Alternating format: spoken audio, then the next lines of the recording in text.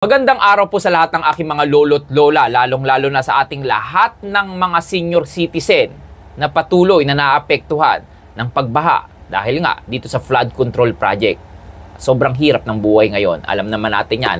Pero syempre, may good news pa rin tayo para sa inyo. Kahit ang iba't ibang mga senador ay busy sa iba't ibang pagpanukala ng batas, investigasyon, lalo na nakafocus tayo ngayon sa flood control ghost project ng iba't ibang mga engineer, iba't ibang mga kongresista, well, wala, kanya-kanya ng takpanan yan. Pero syempre, sa kabilaan nito, may good news tayo para sa inyo. Hindi pa naman to sa final, pero syempre, merong isang senador na talagang nag-focus dito ngayon at ito na nga si Senator Risa Hontiveros na talagang matagal na nating hinihintay ito na kung sino ba talagang senador na magbubukas ng ganitong panukala ngayon sa panibagong yugto ng mga senador ngayon. Okay? So, ito ang tinatawag na universal pension para sa lahat ng mga senior citizen. Well, matagal ko nang ibinablog to, ilang taon na, pero hanggang ngayon, walang nagpo-focus dito kung kailan ba ito may isa sa batas. Pero sana naman may isa batas na to dahil ngayon, si Senator Risa Hontiveros, ipinalawanag niya ng universal social pension ay dapat nang aprubahan at ibigay na sa lahat ng mga senior citizen natutungtong ng 60 years old. Ibig sabihin, kung may isa batas itong universal social pension, ang lahat ng mga senior citizen ay mabibigyan ng 1,500 pesos kada buwan, ano man ang status mo sa buhay. So, ayan ang hinihintay natin dahil alam naman natin na 70% ng mga senior citizen ay patuloy na naghihirap. 70% ng mga senior citizen ay umaasa na lang sa kanilang mga pension. Minsan, ang mga pension pa nila maliliit pa.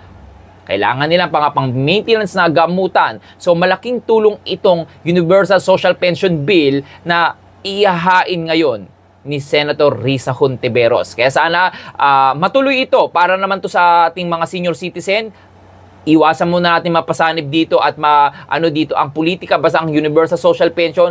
I hope maisabatas to ngayong taon. Sana naman para sa ating mga senior citizen dahil alam naman ng mga iba't ibang mga politiko na malaki ang porsyento ng mga senior citizen na bumoto sa inyo at malaki ang mga porsyento ng mga senior citizen sa buong bansa na umaasa na mas marami pang mga programa at batas na imaisa sa batas para sa kanila. So, I hope na itong Universal Social Pension ay magtuloy-tuloy na dahil ito ang pinakahihintay ng mga senior citizen at lalong-lalo na magiging mga senior citizen sa mga susunod na mga taon. So, panoorin mo ang video na ito at ikaw na ang humusga. At syempre, para po sa ating mga senior citizen, pakishare po ang video na ito para at least mas maraming mga senior citizen po ang makaalam na hindi pa ibinabasura ang Universal Social Pension.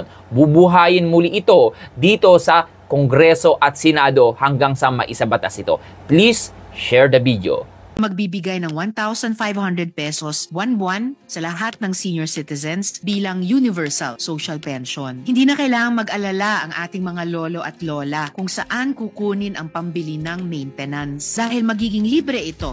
Hindi lahat sa ating mga seniors ay may pambili ng gamot. Filed Senate Bill number 1204 o the Lingap Gamot at Resistensya Pact para sa nakatatandang Pinoy Act. Hindi na kailangang mag-alala ang ating mga lolo at lola kung saan kukunin ang pambili ng maintenance dahil magiging libre ito sa lahat ng health centers at partner na butika. Bahagi rin ng panukalang ito ang pagpapalawak sa guaranteed and accessible medications for outpatient treatment o gamot package ng PhilHealth para makakuha pa rin ng libreng gamot ang ating mga lola at lolo kung sakaling wala ang mga ito sa kanilang mga health center. Sinusulong ko pa rin ang Senate Bill number 215, ang Linga para kay Lolo at Lola Act, na magbibigay ng 1,500 pesos buwan-buwan sa lahat ng senior citizens bilang universal social pension. Kayo po, mga lolo at lola, ang naunang bumuo ng pamilyang Pilipino. Kayo rin ang dahilan kung paano kami nakarating kung nasaan kami ngayon. Sana ay mapagtulungan nating maisabatas ang tunay na pagkalinga at pagmamalasakit sa ating nakatatanda.